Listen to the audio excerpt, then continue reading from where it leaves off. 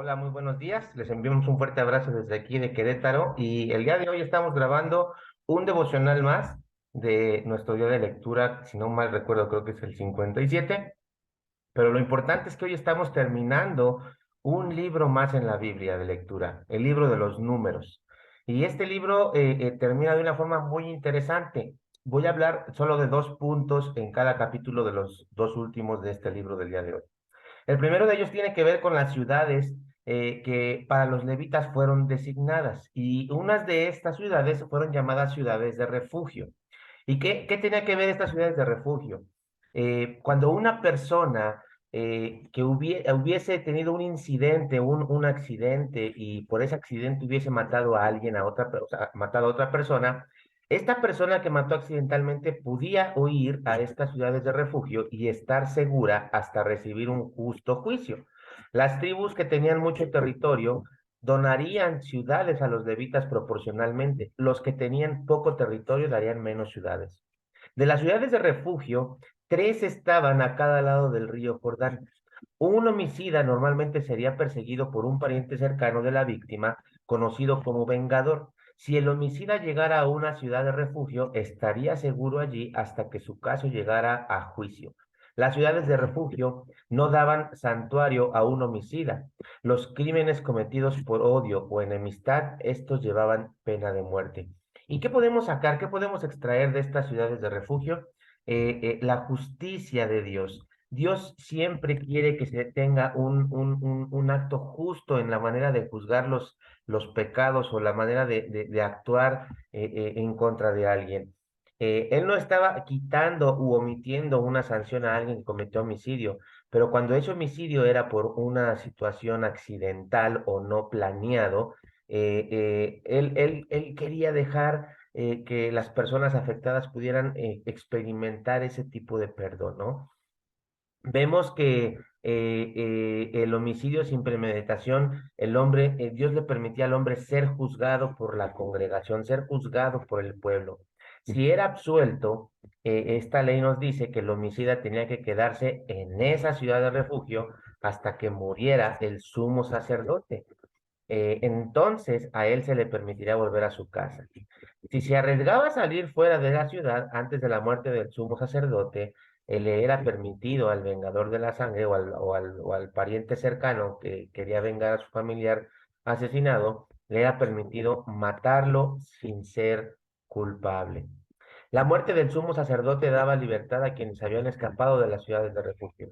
Ya no podían ser perjudicados por el vengador de sangre. La muerte de nuestro gran sumo sacerdote, Jesucristo, nos libera a ti y a mí de la condenación que exige la ley por el pecado.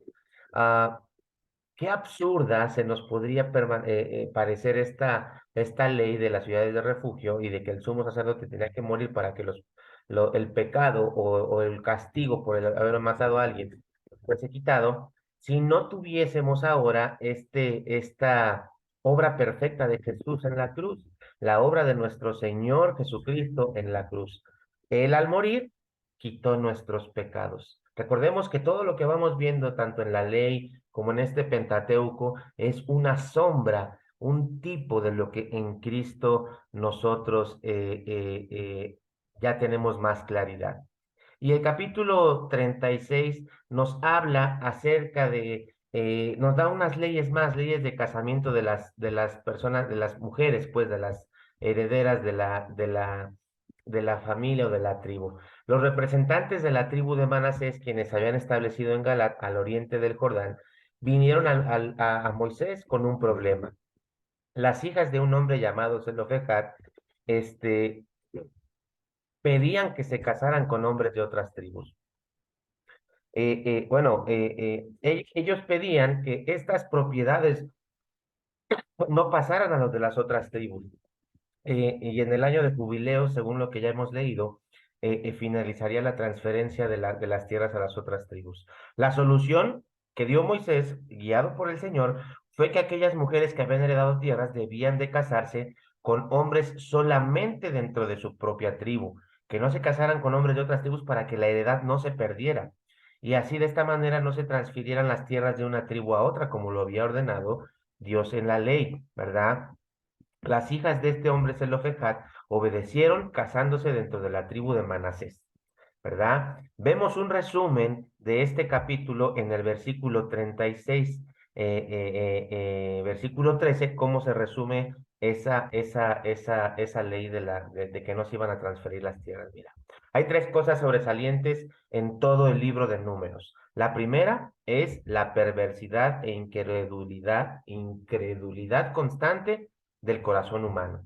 La segunda es la santidad de Jehová, ¿verdad? Siempre templado por su misericordia.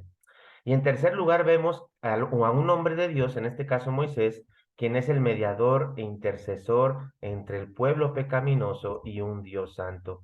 El corazón humano no ha cambiado, hermanos. Hoy en día seguimos teniendo perversidad e incredulidad en nuestros corazones. No ha cambiado desde que el libro de Números fue escrito. Ni tampoco la misericordia de Dios ni su santidad han cambiado. Pero sí, Moisés ha sido reemplazado por su antitipo, que en este caso entendemos que es Jesucristo. En Jesucristo tú y yo tenemos la fuerza para enfrentar y evitar los pecados que nos caracterizan con Israel. En Jesucristo tenemos la fuerza para evitar el desagrado de Dios en el que ellos incurrieron, el pueblo de Israel. Lo único que tú y yo tenemos que hacer es recordarnos a diario que Jesucristo murió por nuestros pecados y resucitó de los muertos. Tenemos que comprender que estas cosas que hemos leído hasta el día de hoy en el libro de Números, comenzando desde Génesis, continuando por Éxodo y luego por el Levítico y ahora terminando, dije el tercer libro, es el cuarto libro de la Biblia que estamos terminando, todas ellas acontecen como ejemplo para ti y para mí y están escritas para amonestarnos a nosotros. Ya el apóstol Pablo lo dijo en 1 Corintios 10, y estas cosas les acontecieron como ejemplo y están escritas para amonestarnos a nosotros, a quienes han alcanzado los fines de los siglos.